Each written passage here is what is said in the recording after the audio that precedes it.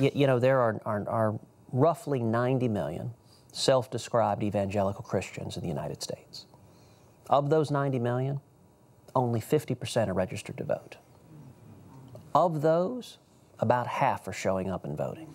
And half of those probably uninformed. And that means nearly 70 million evangelical Christians have been staying home. Now look, if people of faith stay home, is it any wonder we have the government we have today? You know, you mentioned my dad. My dad, a couple of years ago, God really laid on his heart a burden for pastors. And he travels the country speaking at pastors' conferences. And he's got a hard message. It's not an easy message.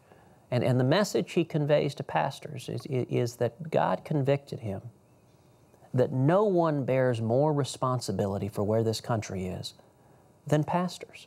That if the flock stumbles into the ditch, you don't blame the sheep. You blame the shepherd.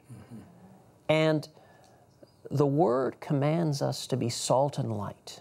And you can't be salt unless you are in contact with what you're there to preserve. You can't be light if you're hidden under a bushel. And I think far too many people of faith have said, you know what, politics is a dirty business. I don't need to worry myself about it.